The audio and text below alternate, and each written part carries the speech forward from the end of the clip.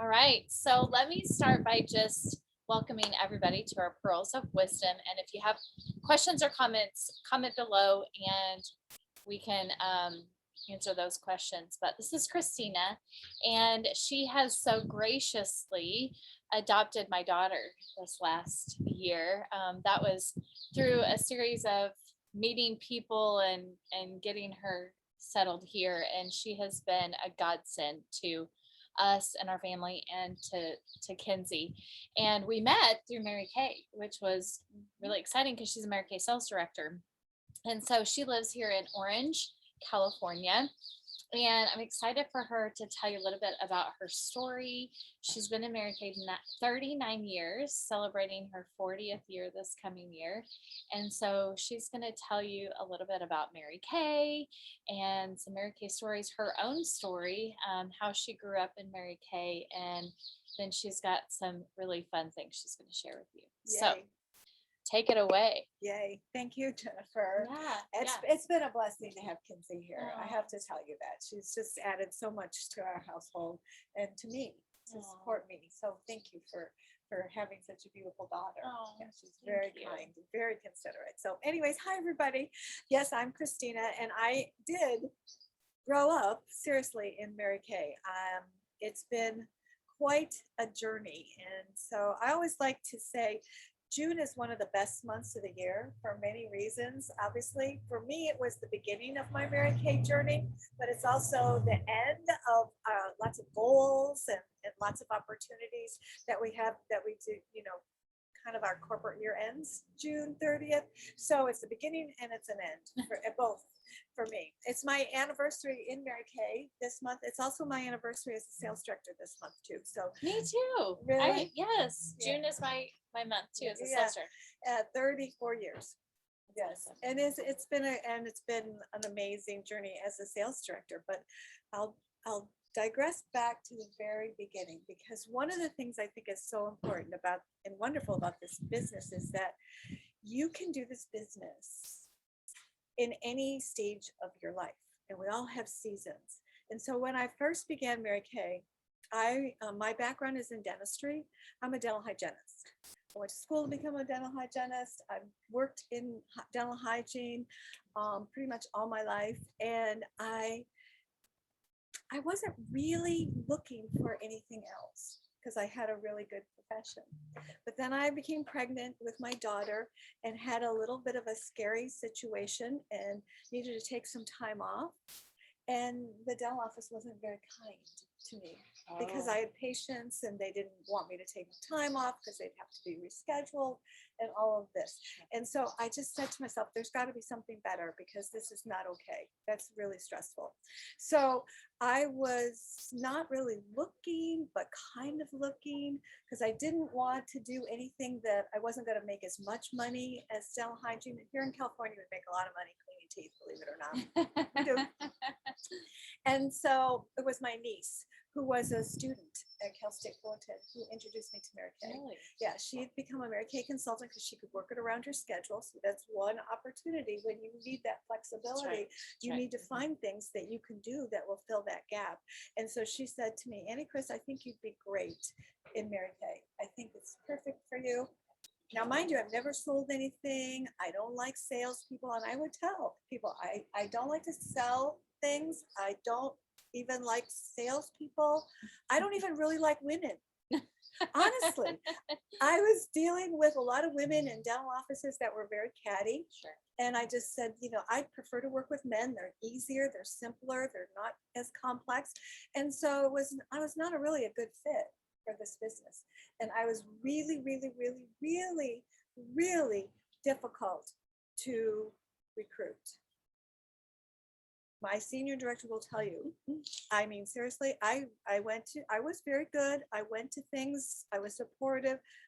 It was a long time before I made the decision to become a Mary Kay consultant. And it was at a big event. We used to do really big events. And there was a national at the time, her name was Shirley Hutton. And Shirley Hutton did an event in our town, and there were over 700 people. And this is back in the early 80s. It was huge. And so I just remember driving into this parking lot of this hotel and not finding a place to park at all. and I'm driving my little Volkswagen Dasher, and my niece is outside waiting for me because she knew that if I didn't find a parking place, I would leave. And so she said to me, Annie Chris, go park in the dirt. Go park down there. And I said, okay. So I walk into this room of 700 women and they're all, and they're all happy. And they're talking to each other and they're women. Right. And I don't like them. Yeah. And their skin looked really nice. So I sat down and I listened. And finally, she waved this watch up and she said, anybody who signs their agreement tonight, their name goes in a drawing for a watch.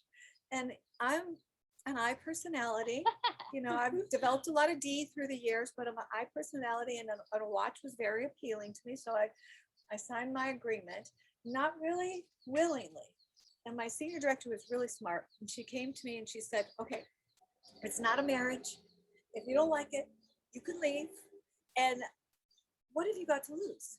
You teach people how to take care of their teeth every day, right? And I said, yes. She says, well, we teach people how to take care of their skin. Is there any reason why you couldn't do that? Right. And I'm thinking, well, of course, stupid. Of course I can do that. And so it's like, okay. So that was the beginning. I started when my daughter was 10 months old, and I just worked my Mary Kay business. I worked the dental office part-time. I did my parties, and I just evolved. I grew, I set goals. I had a wonderful time doing it. In the process, it took me a long time to become a sales director, though. I wasn't an instant 1 month normal kind of person. It took me 5 years. Because back in the day, you had to be in Mary Kay at least 6 months before you could actually go into qualification to become a sales director. Okay, yeah. And so there was a prerequisite. And then there was the learning process, I thought. Not necessarily true, but I thought. And so it was 5 years after I became a consultant that I debuted as a sales director. But in the process, Mary Kay introduced the consultant car program. And back then, it was a Oldsmobile Forenza, was the first car that you could earn as a Mary Kay beauty consultant. And I thought, well, shoot, this Volkswagen Dasher is not getting me very far. So I said to myself, I'm going to do this. I can do this. And that's when I really put forth the energy for a bigger goal. Mm-hmm. And I was one of the first car winners in the history of Mary Kay as a consultant. Oh my goodness. They so offered cool. the program in May and I earned the car in June. Again, June. I've earned a lot of cars in June. June's a big month. Awesome. Yeah. So I was known as a VIP charter member in that particular opportunity. How cool. I did not even know that. That's Yeah. awesome. It is, when you think about it. And it was such a rewarding thing because my parents, my dad and my mom, weren't really keen about selling cosmetics when I had a profession, but they were supportive. But I'll never forget the day I drove that new car into their home and the driveway of my dad, who, was a used car salesman, so to speak, had a used car lot. He had a gas station, everything. It was always a used car. We never had new cars, never, ever. Although my very first car was a Cadillac. Okay. Yes. He was just so proud of me because I did that. And so was my mom. And so it was very, very rewarding because within 3 months, my mom passed away suddenly after, but she got to see the car and she got to see me be successful I mean, a car speaks for itself. If you want a trophy on wheels, earn a car because then people start to take you seriously. Yeah. And so after that, it was just kind of like, okay, what's next? What's the next goal? And I found myself moving through life and different things were happening. As a Mary Kay beauty consultant, back in the 80s, AIDS was becoming very real. And so I'm in the dental office and I'm dealing with a lot of blood and a lot of yuck and who knows what was happening.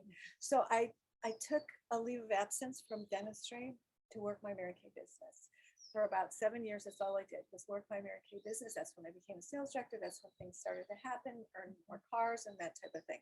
And I thought, you can do this business in any situation. And it's so important. There was a time though, I can remember when I was vacillating. I've only quit Mary Kay twice in 40 years. And it's only been for a month at a time.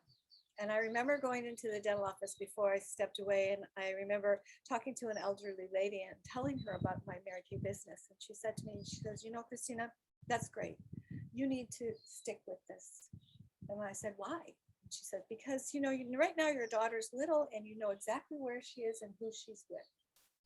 But when she's 12 and 13, you need to know where she's at and who she's with. She may not need you physically, but she needs you emotionally and spiritually too. And so I never forgot that. So when the times got tough, when, you know, all the parties fell off the books and it's like, I'm so tired of trying to reach people, I would think about that. And then I would say, okay, all right, let's do this again. Let's do this again. And that's so wonderful about Mary Kay because you get to start over, and we get to start over twice every year, you know, in January and then in July. So it's great. So throughout the years, things changed, you know, raised my daughter, was married, and then found myself in a different situation where I was getting divorced after almost 20 years. And that was hard. It was hard because we went through a lot together. He had his own business. I had my own business. We had really no steady income, so to speak, you know, because paycheck wasn't happening. And so there were a lot of things that we worked through in order to get to where we got. But then it just it wasn't going to work. It wasn't. So we went our separate ways. We're friends and everything is fine. But it was during that time that God stepped in. You know how Mary Kay has always said, God first, family second, career third. I've always believed that. And I've always said that. I think I've probably said it at every single party because I think people really need to know that this is a God-based company. But God just stepped in during that time when I was just devastated. This house that you see behind us, it's a historic home. And I wanted to stay in this historic home. So I needed to provide income to show the banks that I could buy him out. And so I said, okay, Lord, you're in charge. That's when I put God in charge of my business, not as my partner, but as my head. That's when God stepped in and said, okay, I can do this. So I went back in the dental office. I had gone back into the dental office one day a week after being away because I knew things were happening and I knew I had to show income. And in Mary Kay, we make a lot of money, but we write it off. And so it doesn't look like we're really making a lot of money. But when you go to the bank to secure a loan, to buy a house, you need to show money. So I had to go get that paycheck again. So I actually went back into the dental office 3 days a week, and I was working as a hygienist, and I was working my Mary Kay business, and God was providing. I mean, unbelievable. Women were coming into our units that were amazing. They were working. They were wonderful. And that's when we moved up into Cadillac. I mean, we had been steady in, Grand Prix type of thing, but we moved up into Cadillac during the roughest time of my life. But God had it. God had me, and it's, it was wonderful, and I was able to do what I needed to do to keep the house, and it's been good ever since. I mean, when you take God and you make God the head of your business, and you seek to lead through spiritual eyes, God rewards you abundantly. And so this has been going on now for quite a while, and things have been awesome as can be. But life is different. I've worked this business as a young mom. I've worked this business as a single mom raising a teenager. She was 17 when this happened. My daughter was 17. I stuck we stuck it out till she was through school, simply because it's so important to have a father figure, I think, in the house. And it now my life is totally different. I mean, I'm in my golden years. Yes, my golden years, for all of you that know what that means. And I'm just so blessed to be able to have the freedom and the flexibility to be able to kind of live my life the way I want to. I mean, I still have goals, but the scoreboard is not that important to me anymore. It isn't. And I'm over the age of the national, like thing that's gone type of thing. But it's still exciting to be a part of a company like Mary Kay. And I've learned, God has spoken to me and said, this is what I have for you. And it's more of an opportunity, not just to lead women, but to mentor them. And through the years, I've been so blessed to have so many mentors, including Mary Kay. For those of you that never met Mary Kay, she was an amazing person. I mean, for the first 10 years I went to seminar, I did nothing but cry a lot. Mary Kay was my only national. She was, well, let me just say, my recruiter, Mary Sharon Howell, was recruited by a woman named Peggy Price, who was recruited by Mary Kay. Wow. So that's my lineage. Okay. It was Mary Kay, it was Peggy Price, it was Mary Sharon, and me.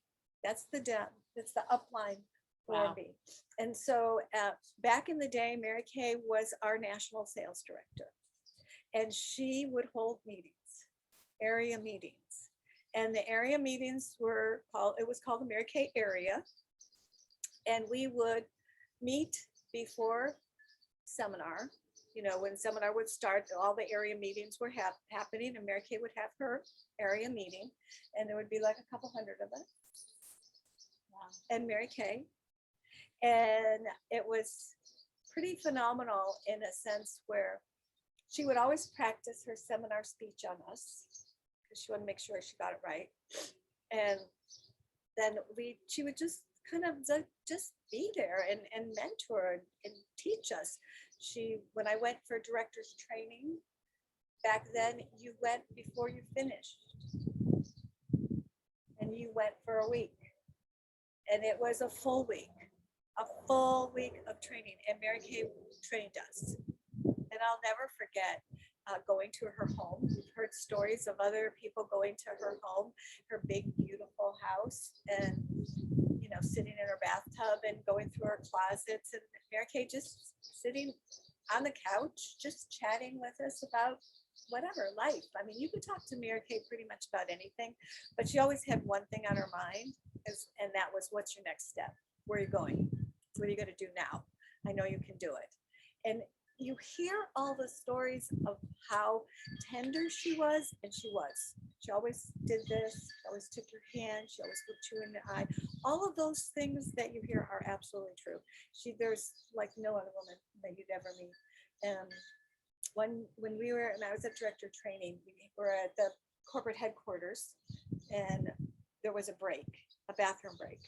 And I'll never forget, everybody went this way to go to the bathroom, and I went that way. I figured, hey, there's got to be another bathroom down here. And so I went all the way around the corner, and all of a sudden, standing by the elevator was Mary Kay, all by herself, just standing there with her little briefcase and her suit. And I walked up and I go, oh, Mary Kay! She goes, yes, hi, honey, how are you? I go, Mary Kay, it's really you. She goes, yeah. I go, what are you doing here? She goes, I'm waiting for Jennifer to bring down something. Jennifer Cook was her assistant, and she had forgotten something. She was leaving the next day to go to a seminar up in Canada. And so she had forgotten something. And so we were just chit-chatting. She goes, you're here for director's training. I'm so excited for you. I know you're going to be a great, I mean, we just chatted for like a few minutes, not very long. And then the elevator came down and Jennifer, and there she went off with her little briefcase to her pink Cadillac that was right out there. I mean, there was like nothing else. And I meant to get a picture. I have a picture of myself and Mary Kay. I'll have to post it. Yeah. Because it was so great, because we could go to banquets and we could actually really talk to her. I mean, it was just so great in that respect.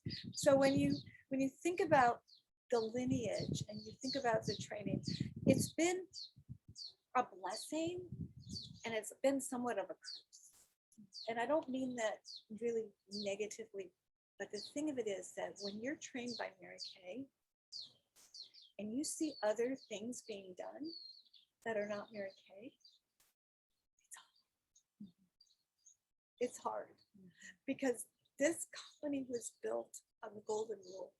And when directors don't take adoptees, and when people take other people's customers, and it's just not the way Mary Kay set this company up to be. And when too many things change too quickly, it just is hard for someone who's been around and knows the way Mary Kay set it up. Now, I'm all for technology. I'm all for change. Mary Kay would be for change. This virtual stuff, Mary Kay would be all for it. But some of the principles and the guidelines that she set that are not being upheld would break her. Yeah. So as a legacy director, which is what I think of myself because of the fact that I have such a strong feelings towards certain things, I feel compelled to speak about it.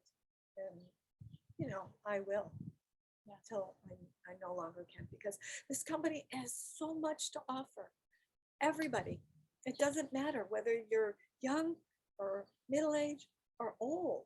It's a great opportunity to develop your skills for leadership, to become confident, to get rid of garbage that you've been carrying around for years and years, and to just be the person God intended you to be. I always said that Mary Kay was a vehicle for everybody to help them to become the person that God intended you to be, and to find the role and the purpose. We all have the same purpose, and that is to serve. Some of us will serve in different ways, obviously, but the fact of the matter is we're here to serve other people.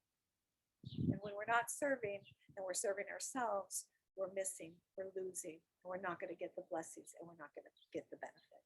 So I wanted to share with you a couple things. I know that Jennifer asked me to share a little bit about the ministry that God placed on my heart a few years ago, and that ministry is called Wrinkles in Jesus.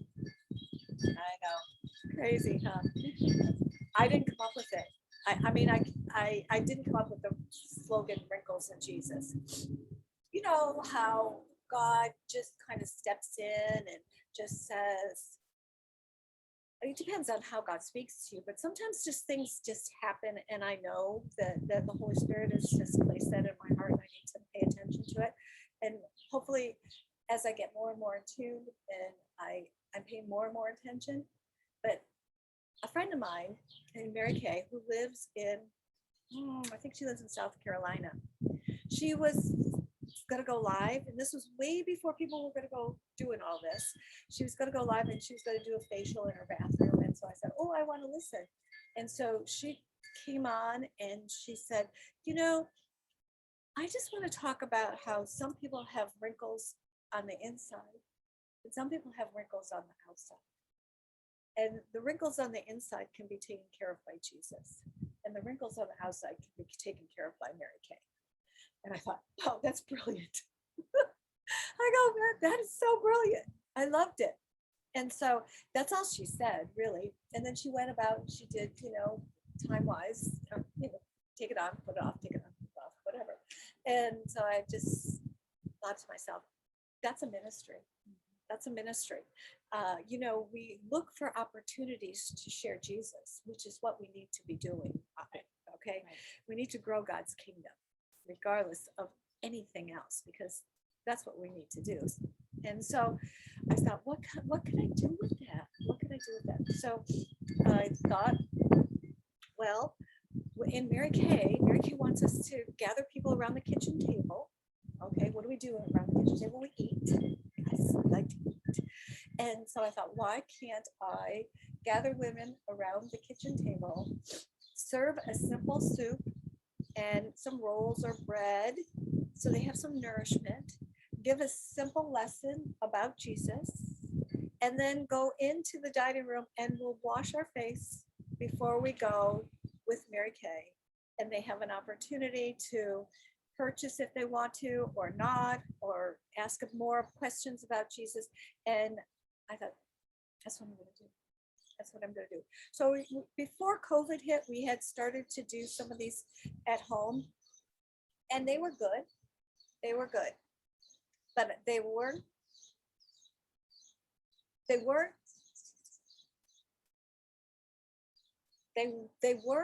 to the point where I knew what the purpose was besides sharing Jesus. And that may sound a little kind of silly, but I've been enrolled in a school of ministry for the last year, and I've learned a lot. And I've taken classes on the Holy Spirit and listening and evangelizing and discipleship. I've done a lot of work with discipleship programs. And I've come to the realization that I'm an evangelist. And I've now learned a technique, a tool to evangelize people in a way that they can receive it and in a way that they will want to have more, receive more. And then I can then go and meet with them and their families and do a little bit more and a little bit more, and to kind of start. We're really big here in this area with home churches, and bringing, like in Acts, the churches were not in big buildings per se, but they were more in homes. And so this next year I'll be looking at starting a home church here, but more than anything, starting small little discipleship groups where people are in their homes and they're learning about Jesus. And that's how they're doing it in countries where there's no religious freedom, like in Iran and in China and different areas where the gospel is being taught and people are coming to Jesus, and they're doing it within communities. And it's something that we can all do. And my vision for Wrinkles in Jesus is global. Mary Kay is global. So I think, why not? Why can't everybody do this if they choose? And you can take it to the next level where, as they're trying the products, you can, have a ministry that you want to donate money to support, like a mission or something like that, where 10% can go for that. I mean, there's a lot Right. that can happen through Wrinkles in Jesus. So that's where we're at right now. So But the point is that your Mary Kay business could be a ministry opportunity. Absolutely, I mean, it is. it doesn't have to be exactly what she said, but it could be your own vision of what God gives you To spread the serve, gospel. yeah. We've got to spread the gospel. So that's super important. Because there's so many people that are hurting. And I remember sitting in a class and they were talking about, how do we reach the unreachables? How do we reach the unreachables? And I thought, well, what is more universal than makeup? I mean, women love makeup and skincare, and it doesn't matter what race or nationality or age or anything. It's a common thing, and we have this tool to reach the unreachables. So I just feel that that's really important. That's really important. I don't know. How are we doing Yeah. on time? I mean, we're good on time. Is there anything else that you want to share? Any other Mary Kay stories? No, Mary Kay stories. Well, my very first seminar yes was Mary Kay's last seminar Oh, when wow. she couldn't speak. Okay. So I mean, my recruiter grew up with Mary Kay, but get to meet Mary Kay. So Mary Kay stories are, gosh, there's so many of them. Mary Kay used to write hand notes.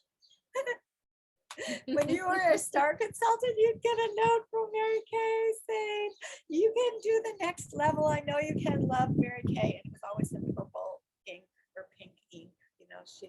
Although that was not her favorite color. You know that, right? Mary Kay did not consider pink her favorite color. I didn't know. No.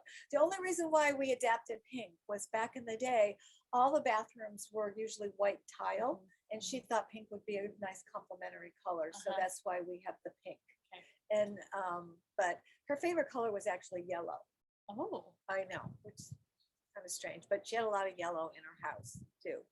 But I'll never forget, Mary Kay suffered a lot during her lifetime. I mean, she had a Rotary Cup thing where she just didn't even know how she did it, but she was hard. One day she showed up in a sling at seminar, and it was all bedazzled. And then one year she broke something on her leg, and they told her she had to come out on a wheelchair.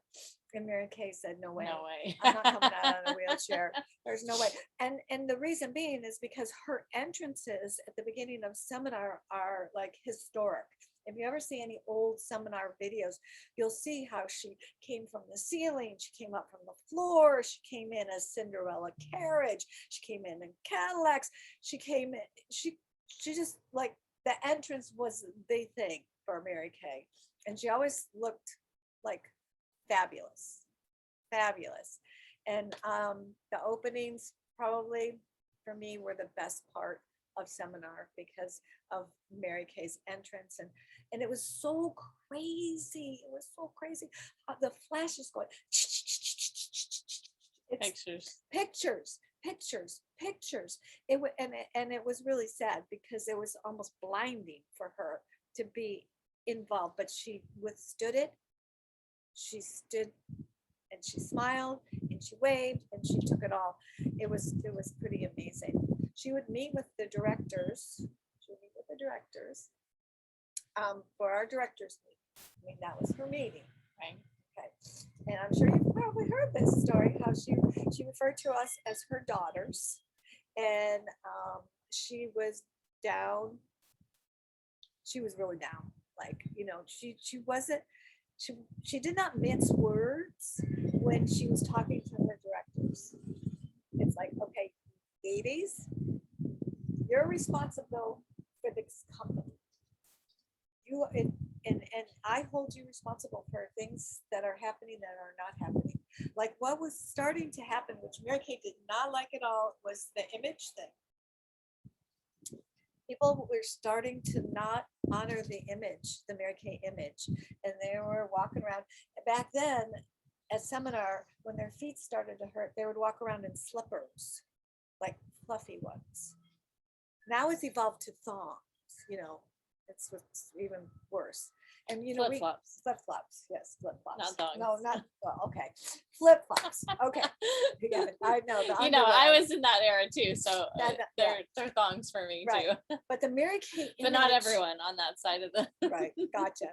The Mary Kay image was such a big thing for Mary Kay. I mean, we were really like had to toe the mark. I mean, we had pantyhose and all pumps. We had to wear pumps and all that stuff.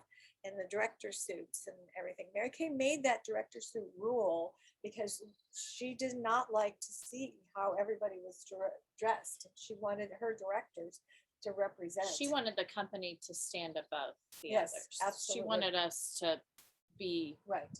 Exactly. of excellence. Exactly. And I'm telling you, that was drilled into us so much to the effect that I remember my daughter played softball and she, obviously she was in school and I had the freedom and flexibility to be the mom, to go to the field trips and do all that stuff.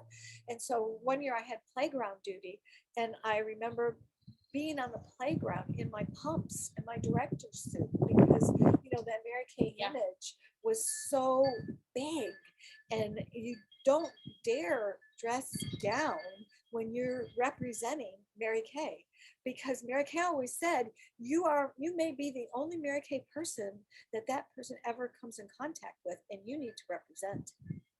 And so we were really, really strict about our attire. And for me, it wasn't that difficult because I came from a strict uniform attire, being a hygienist type of thing. But for a lot of people, it was they were rebels or they just didn't want to do it. And it's been hard because again, it's been hard for me to see the Mary Kay image being like dwindled. So that responsibility has been drilled into your head. Yeah. So she was really sweet, but she was really stern. So you gotta know that about Mary Kay. And she was a trooper. She would take pictures with you. She would talk to you. She would encourage you. She never let you say, "Oh, I don't think I could do it, Mary Kay." She would never let you say that. "Oh, yes, you can." What do you think you need to do next? What's your next move? I know you can do it. I mean, it was just so like, okay, Mary Kay, I know. You can't say no to do. her, Oh, right? No. You couldn't say no to her. And not only could you not say no to her, but you did not want to disappoint her because she just was counting on us to do everything we could in order for the company to succeed and just for us to succeed. I mean, she wanted the best for us. And that's why she always provided us with really good prizes. When I remember winning my first diamond ring, I was in the National Court of Sales when I was a consultant because I didn't know anybody who did that. I thought only directors did that. But I thought, well, that's a good goal. I could probably do that. And back then, oh my gosh, the rings were really big. They were Pumpkin. Oh, they were big. They were big, and the diamonds were big, and the solid gold. Good.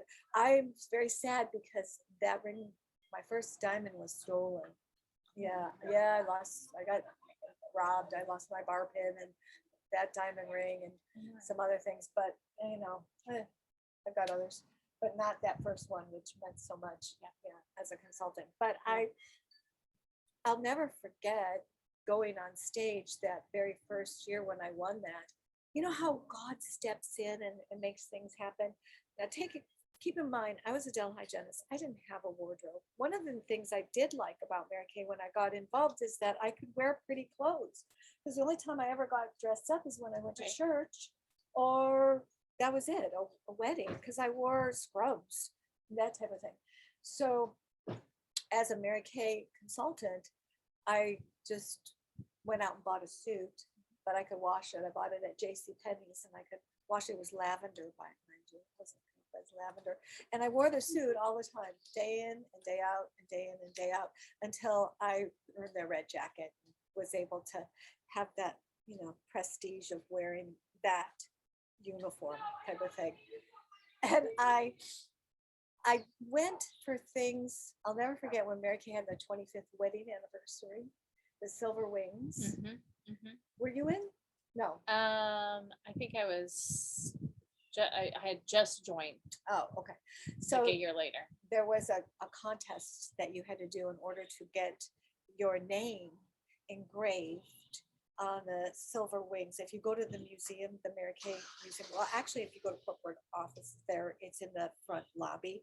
You'll see the silver wings kind of sculpture. Yeah, yeah, yeah. And then all around it, you'll see. And whenever Mary Kay offered something like big like that, it's like, oh, well, I got to get my name on there. I got to do that. So if you ever go, look for my name, Christina Gallant. It's right there in the front. You will see it. It was a big accomplishment in back in those days. And I don't remember whether it was a 10-show week or what it was for, but it was great. And she just praised us to no end for being so willing to step out of the comfort zone and do that. Another story about Mary Kay was when my mom was diagnosed with cancer. I told you she passed away when I earned my card. And I was really devastated because it was sudden and I didn't know what to do.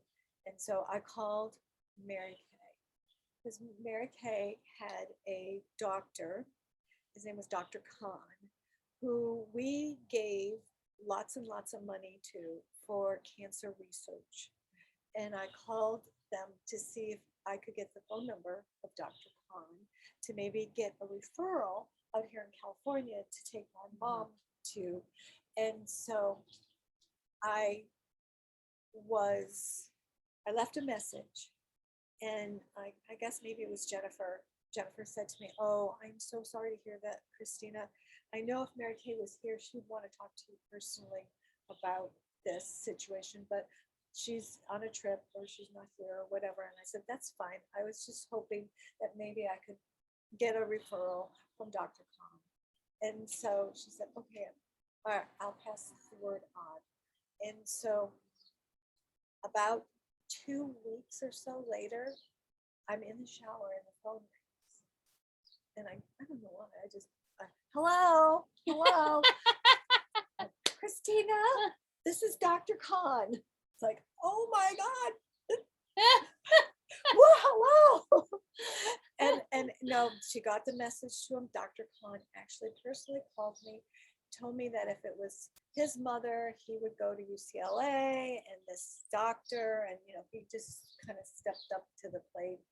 And then a week went by, and Mary Kay sent me a letter and said, I'm hoping the best for your mom. And I mean, those were the things that the company did back then. It was kind of hard to do that now, but back then it was a smaller company, and they can't really do that. They still do try, but those are some stories. How's that? Sweet. I love it. I love it. Yes. I feel like we've just been sitting on the front porch chatting about Mary Kay and all the amazing things that are available to us. We just have to be willing. Absolutely. Absolutely. Yeah. I have a couple of scriptures that came to me this morning, and Yeah. I want to just kind of leave you with a little bit. This one is from 2 Chronicles chapter 7, verse 14. If my people who are called by my name will humble themselves and pray and seek my face and turn from their wicked ways, then I will hear you, heaven. I will hear you from heaven, and will forgive their sin and heal their land. I think it's really important as we come to the end of this seminar year and we're looking at what our accomplishments are. I think we all need to celebrate in those accomplishments, but then we're going to be looking at what next year is going to bring and where we're going next year. And I think it all starts with being humble and being repentant and just asking God to lead us, especially this next year, into what He wants our path to be like and to walk in it. And then the second one is from Matthew chapter 7, 8. Ask, and it will be given to you. Seek, and you will find. Knock, and it will be open to you. For everyone who asks receives, and he who seeks finds, and to him who knocks, it will be open. But it all starts with a repentant heart, a humble heart, but then seek and ask. And then the last one is Jeremiah 29:12. Then you will call upon me and go and pray to me, and I will listen to you. So I want to encourage you to take time to celebrate your victories this year. I know you're going to finish 500,000. I know you guys are. I know it. I feel it. But then oftentimes we drop the accomplishments that we've done, and we quickly move into the next step. And I really want you to savor the goodness of the Lord, because he's good and he has blessed us, and to just be in that moment of victory and then move forward. In July, I want you to think about not only your goals for the Mary Kay year, but your roles as a woman. We carry many, many, many roles. We're wives, we're mothers, we're daughters, we're caregivers, we're Mary Kay beauty consultants, we're Mary Kay sales directors, we work other jobs. There are so many roles. Take a moment and sit down and write down all the roles that are in your life. And then look for the goal that God has placed on your heart for you to work towards in this next coming year. Because with your role in mind, your goal will be developed. You know, oftentimes you're asked, well, what's your why? Why do you continue to work your Mary Kay business? Why are you doing it? Whatever. When you have the clear picture of all the roles and why you're doing these things, and it will make your goals towards your Mary Kay business even more authentic to you. You know, you can't have a goal that your director gives you. You can't have a goal that you think you need to be doing because this is what you should be doing. You need to have a goal that is true to your heart and authentic to you. And that comes from the heart of Jesus, having a heart for Jesus. On July 7th, I'm going to invite you to participate in what is called the Long Walk. I listened to an app. It's called the Daily Audio Bible, the DAB. And it's an app where this I think he's a pastor, has been reading the Bible out loud for people all over the world for 16 years. And there's various versions in different languages now. I listen to the chronological because I've never read the Bible chronologically. And they started this tradition called the Long Walk. And it's on July 7th, which happens to be my birthday. So do that for me. And what basically it is it's like encouraging you to take a walk. Take a walk with Jesus, repent, ask for forgiveness, and then look towards the direction that you're feeling the Holy Spirit pointing you towards as you make these new goals for the next coming. I love it. I love it. And if you can't walk, sit. Long sit. Yeah. But if you're interested, check out the Daily Audio Bible. I think it's a great tool. Okay. Awesome. I'm so thankful. Mary Kay and Jesus brought us together. Been such a blessing, and now a blessing to my unit as well. Thank you guys for joining us. And we literally are sitting on her front porch. It's so beautiful. And I hope that you were able to hear everything okay, but I have to show you how beautiful it is out here. Isn't it pretty? There's the Cadillac. Right? So pretty. All right. Well, thanks for joining us, everybody. Have a great day. We'll be talking to you soon. Bye.